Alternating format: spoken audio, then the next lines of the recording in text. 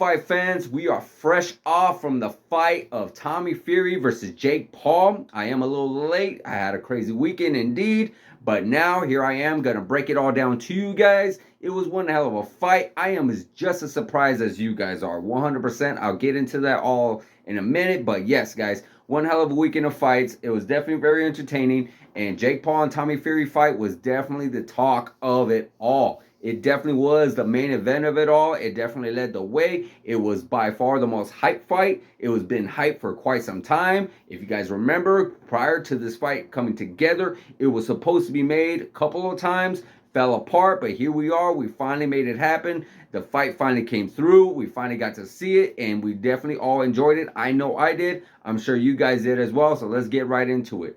Guys, I am super surprised at Tommy Fury. I did not see that coming. I honestly did not. I am 100% wrong on what I said. I honestly felt like Jake Paul was going to get it done in 4 or 5 rounds.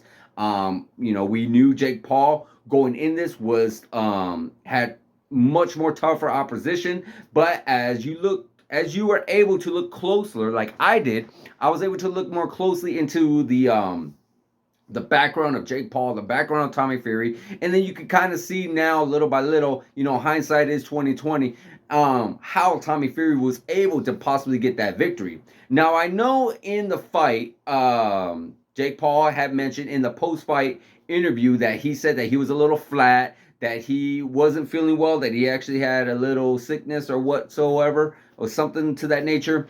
And he definitely didn't not look 100% like himself, but that could have been either what he said, being the fact that he was a little sick and he felt flat, or because of Tommy Fury. We'll never know, but more likely, from what our eyes see, it looks like it was Tommy Fury that pretty much got Jake Paul and left him on neutral the entire time. Like Jake Paul really looked like he could not get off. Jake Paul looked like he was just stuck on the slow lane for the entire fight and just could not get moving. He could not do what normally what he was able to do his past fights. So of course, like I was about to mention, we know Jake Paul had the higher resume and credentials regarding MMA fighters. Never really fought a boxer, but he did have a more impressive resume, where Jake Paul, you couldn't really name any really of the fighters on his resume, but still he fought boxers. So that's what I'm saying. In hindsight, you look at Tommy Fury's resume and you see that he has fought a lot of boxers, and he's also had an amateur record, and he's been in the game for quite some time, where he spent most of his time. And in the fight, you can actually see that. In the fight, you can actually see Tommy Fury using really good footwork, really using really good feints. His brother or half brother, whatever you want to call him, Tyson Fury, is really a master of feints. You see him, he's always flinching, he's always moving around, he's always trying to keep you guessing, and we got to see that a little bit with Tommy Fury. And Tommy Fury was able to really use his long reach. I believe he has a 4-inch reach advantage over Jake Paul, and he was able to use that jab. He was able to use that jab and catch Jake with some really good shots. And with Jake, he likes to really set up his punches and really throw that overhand. And when he throws it, he ducks his head all the way down, looking down. Really doesn't really make any eye contact or looking at his opponent. It's almost like he's, hoping that this punch lands as he's throwing it overhand. And, we saw Tommy Fury being able to counter that with some really good uppercuts as well. So it was a really good fight, guys. Regardless of how Jake looked, he did look flat. He did look like he just did not look like he wanted to be there whatsoever. But at the end of the day, it was still very entertaining. He did win quite a few rounds as well. It was an 8-round fight. I gave round 3, possibly round 5, and we definitely know he won that last round with that knockdown. At first it did look like he may have stepped on his foot, but then after the replay showed, it was a crystal clear knockdown for Jake Paul. Jake Paul was able to catch him, I believe, with a jab, a really good jab, and it got Tommy Fury off balance. It didn't get him hurt, because we got to see Tommy Fury rally back a little bit and come in with some good combinations and come in with that jab and come in with those uppercuts again. But still, nonetheless, it was still a round that went to Jake Paul. Tommy Fury, on the other hand, started off really early. He was able to get that first round, that second round. He was able to get that fourth round, the sixth and seventh. He was able to pretty much pick his shots and do his thing. He did look like he got a little tired, a little bit later on as the fight went on. He definitely did get popped by Jake Paul a few times. We saw his head get rocked a little bit. He did fall into the ropes a little bit here and there. Jake Paul did look like he hurt him a little bit, but still, nonetheless, guys, it was one hell of a fight, a very entertaining fight, and I do believe it was actually a better fight than what we all anticipated it being. I know it was definitely a lot better than I was thinking. You know, when you think about Tommy Fury, you see his record, you see what he was able to face, and you see Jake Paul, you see him being a YouTuber. This was not like that. This was like, I guess you could say, like almost that lower rating professional fighting. You know, these guys definitely look like they've been doing their training, taking their training seriously, taking their diet seriously, taking their career seriously, because this is what these guys want to do. They want to be boxers. So definitely was a much more serious fight and a really good fight. So as I was saying regarding the resumes, Tommy Fury, you look at his resume and he's fought a lot of fighters who have a really big losing record. I believe his combination is, I believe some of their fighters have like a win, all wins combined are like 12 or 15 and 125, something to that nature, something around that range. It's kind of crazy to say that, but nonetheless, what that tells me in hindsight, it tells me that he's fought a lot of guys with a lot of experience. These guys, sure, maybe there is an opponent out there, there's a fighter that he fought that had 10 wins and 100 something losses.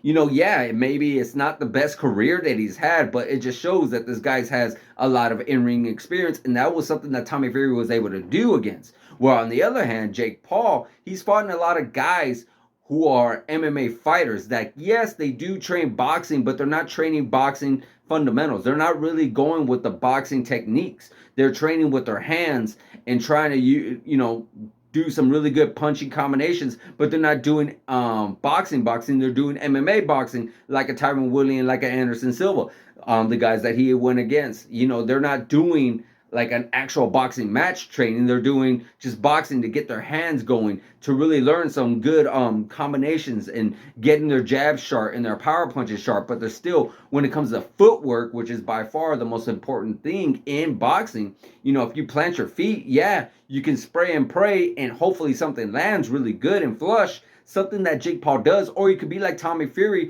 where you're able to slip and slide and move in and out and circle and just do all these different movements regarding boxing with really good high level footwork. Now his wasn't like super high level, but you could tell the difference. You could see the difference when Jake Paul and Tommy Fury. You know, Tommy Fury, I saw a lot of in and out movement. I saw a lot of circular motion. I saw him able to, like, you know, pick his shots and then get out of range before Jake Paul was able to do that. Where Jake Paul, his seemed like very flat. He seemed very come forward. He seemed like where he just wanted to keep his feet, you know, grounded and being able to land on some really good power shots to Tommy Fury.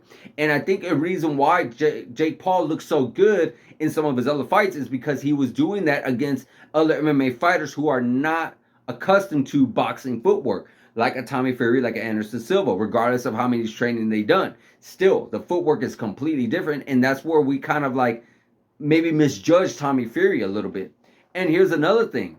Tommy Fury is only 23. You know, he's still young in the game. Now, does he have money? Yes, he does. He has a lot of money. You know, he comes from a fighting family. His brother is freaking billionaire. I mean, maybe somewhere close to that, but it's definitely en route to that, you know, with his high level heavyweight fighting that he's doing.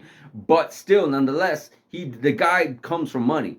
But what he doesn't have is he wants to prove that he's a Fury. He wants to prove that he's a really good fighter. He wants to prove that, you know, he belongs in boxing, that he is not just some pretty boy, that he's not just some good looking guy that, you know, can throw his hands. He wants to show that he's actually good. So of course he wants to represent for his family. He wants to represent for his name. He wants to represent for himself. Where you got Jake Paul, who is trying to prove to the world that he is also a boxer, that he is also a guy that can fight, that he's not just some YouTuber, that he's not just some Disney kid, that he is somebody that is taking his fighting career very seriously. So these guys both have something to prove, where Tyron Woodley, Anderson Silva, Ben Askren, these guys had done their thing. You know, they went through the whole fighting game. They've done their career. They won the championships. They've done the main events. They've been on top of the world before. So now it's like they're fighting for a paycheck. And that's just something that we really did not see after the fact. Like I said, hindsight is 2020. I was 100% wrong. The fact that I misjudged Tommy Fury is 100% a lot better than I judged him on. But you got to also give the benefit of the doubt or the credit to where credit's due as well. The fact that the reason why we judged Tommy Fury, we saw Tommy Fury in his previous boxing fights, and he did not look good whatsoever. He did not look like the Tommy Fury that was in that ring Saturday morning. If you're watching, obviously, in the Pacific time or Eastern time, whatever it was Saturday morning, Saturday afternoon. Nonetheless, he did not look like that in his previous fights. He looked a much more improved boxer than his previous fights. So there you have it, guys. That is right there how the fight went down. Tommy Fury wins a split decision. I know there's that judge that gave the fight to Jake Paul. You could somewhat, if you're being very generous, somehow give it to Jake Paul. I crystal clearly saw it for Tommy Fury. That's just my personal opinion. Crystal clear saw it for Tommy Fury. As soon as the first few rounds went down, I already saw, hey, this is going to be a completely different fight. The youth of Jake Paul, the youth of Tommy Fury looks like it's going to be a much more than for Jake Paul to handle, because he's used to fighting guys like Tyron Woodley and Anderson Silva and Ben Askren, who are much more older and past their prime and maybe don't have all those things that they used to have in their younger career, which is the reason why Jake Paul was able to look so good and able to get some of those wins from those guys. But nonetheless, still tough competitor, and still he fought guys with much more veteran experience. But the youth, the speed, the footwork, the long reach just seemed to be a little bit too much for Jake Paul in this fight.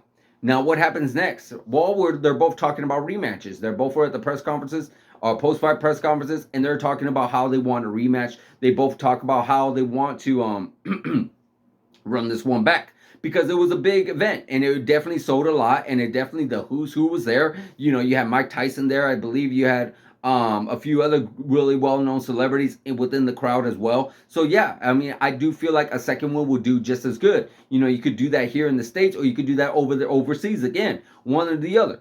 I do feel like it would be another big event, because this was a really good, fun fight, and this was actually a really good fight. Like I just mentioned that. So I see this being a really big event, and I don't see a reason why these two cannot match up again. They're both going to get paid extraordinary amount of money. They're going to get a lot of attention, a lot of eyeballs. This is gonna, blow up their superstardom. If not already, they are. They're already a big superstar power. They're already up there when it comes to popularity.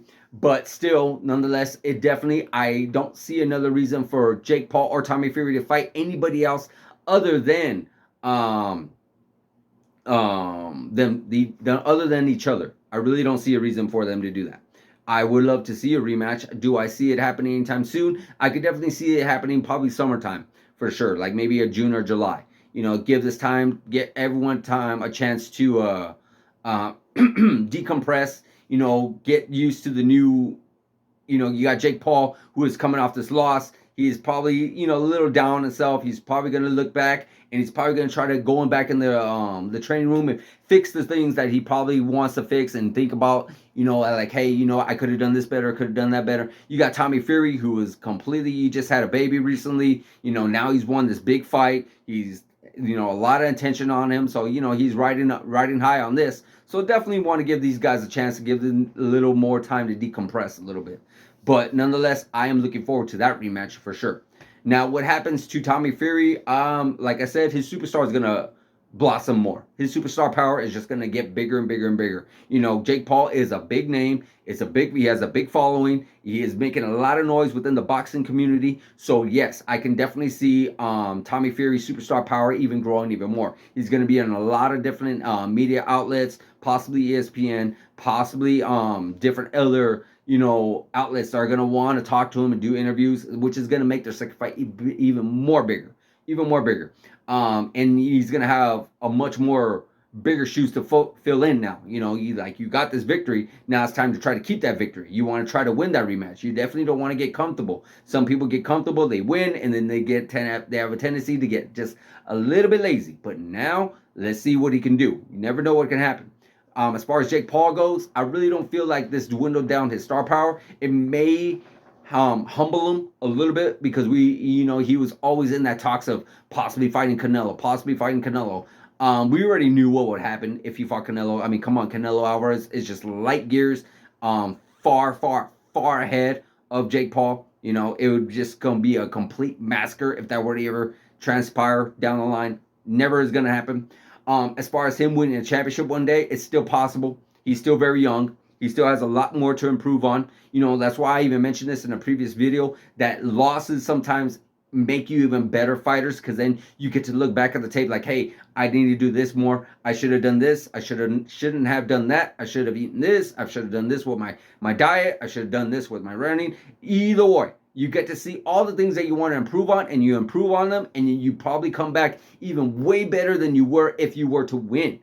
So this is something that Jake Paul definitely does get to improve on. So it does answer a lot of questions. A lot of people he was talking a lot regarding like knocking out Mike Tyson and fighting all these other fighters and such. But now we get to see him being humbled. So now that's what we got to see. That's what we got to look forward to. So that's my personal opinion. I feel like he's going to get humbled. I feel like he's going to be like more down on like, hey, you know what? I do have a lot more to work on. I'm not like this God-gifted talent. He's still very gifted and he's still very talented, but he is not as good as he, pretty much brought himself up to be. So that's what I feel regarding Jake Paul. Do I feel like his star power is going to dwindle down a little bit? No, not really. No, not really. I think he's still going to be a big name. I think he still is going to have a big following, and I think it's still going to be very much looking forward to that second fight. I believe the fans are definitely going to be wanting and definitely going to want to tune into that second fight and see how it goes down. That's my personal opinion, guys. But there you have it. Tommy Fury, Jake Paul. What a fight. What an event it was. It was definitely great. I can't wait for the rematch. I can't wait to see what goes on from here. I can't wait to see what happens next with Tommy Fury, what happens next with Jake Paul. Let me know in the comments, guys, on what you think. Let me know what you feel. Let me know what do you think was going to happen with Tommy, what is going to happen with Jake, and what's going to happen if the rematch does take place. Let me know in the comments, guys. Like, subscribe, hit that notification button, and I'll see you guys in the next video.